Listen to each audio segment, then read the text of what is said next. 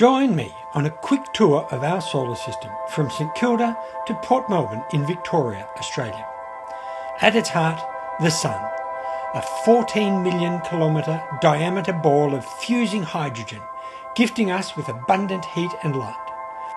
But as we head off on our system-wide tour, we leave its magnificence and head towards Mercury, the smallest planet in our solar system, with a diameter of only 4,880 kilometres, orbiting at an average distance of around 58 million kilometres from the Sun, currently named after the swift-footed Roman messenger god.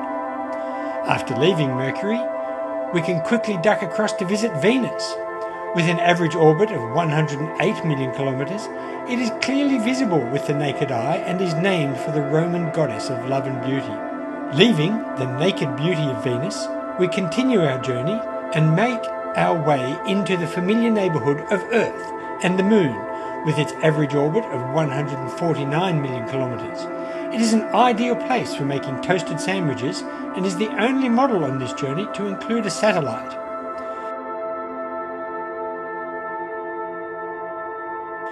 Heading further out, we become aware of the vast distance to Mars, the only planet in our solar system completely inhabited by robots.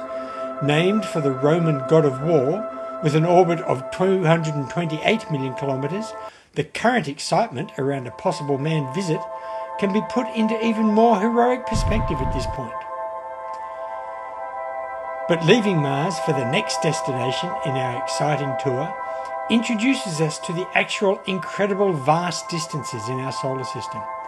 And the inner planets all seem so cosy in their relative proximity as we traverse the void to visit Jupiter, named after the Roman chief deity, at an orbit of around 778 million kilometres.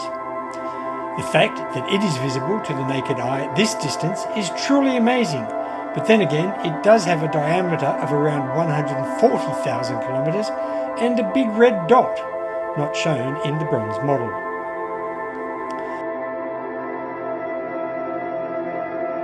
Then, continuing on and on and on through the incredible emptiness of space, those toasted sandwiches will become even more important as we make our way to the next stop on this thrilling adventure. Because, unlike this model with its restaurants, boardwalks and families strolling the beachside, there is actually nothing out here. Zero, nada, zilch. Even the Sun would be difficult to differentiate from the other distant stars.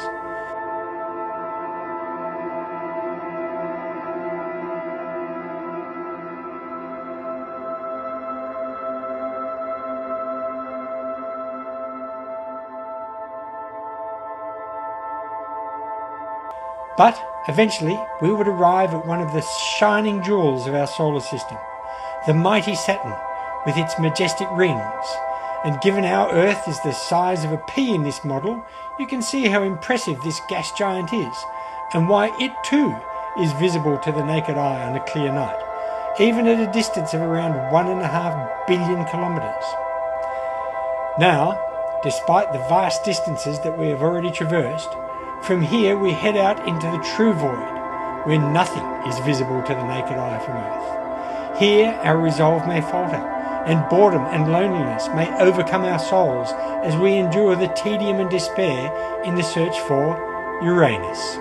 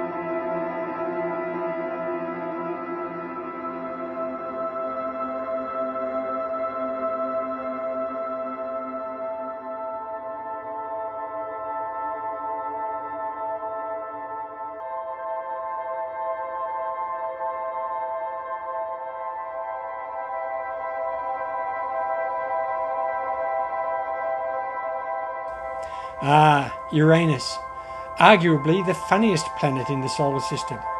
But on this trip, we will not be descending into Uranus or penetrating it in any way. We will simply circle it once, as we have all the other planets, and head further out, wondering why we didn't make more toasted sandwiches when we had the opportunity. Out here, where it is so empty and the distance is so great that our previous bouts of boredom and despair now seem like a virtual romp in the park. Out here, it is now time to gird our loins, stick to our guns, and finish the mission as we head to the last of the major planets.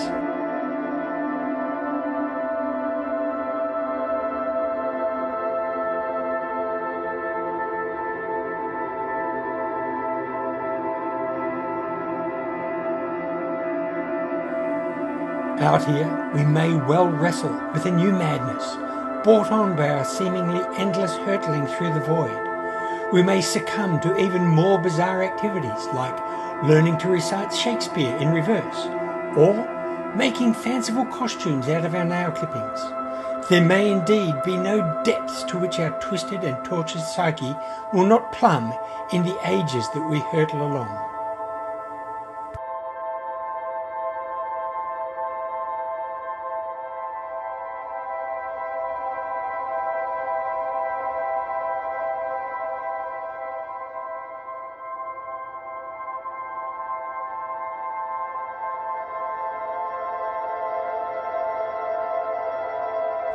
Neptune, named after the Roman god of the seas, at 4.5 billion kilometres. Sure, it's a gas giant, and it has faint rings and other physical anomalies due to its vast distance from the sun. But has it really been worth the effort to get here now, so far from home, where the very concept of a toasted sandwich is but a faint memory? And yet, we continue on, now in a torpid stupor, dazed and confused, probably unable to even identify a toasted sandwich even if it hit us on the head. Yes, we continue on, out to what was once considered an equal of our very own pale blue dot in planetary terms, but now, before it had even completed a single orbit from when it was first discovered, we head to Pluto, named for the Roman god of the underworld. Why? Because we must. Because other humans have managed to send a physical object made on our own very planet, 7.3 billion kilometres from the sun, all the way out here just to have a closer look.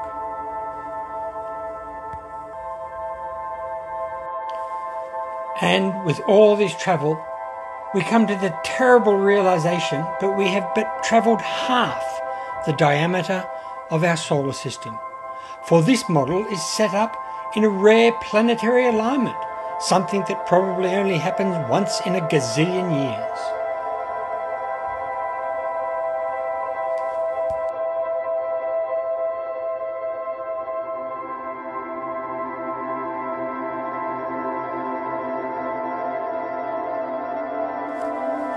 And eventually we come to it, the frozen red and white dwarf planet, out here at the extremes of the solar system.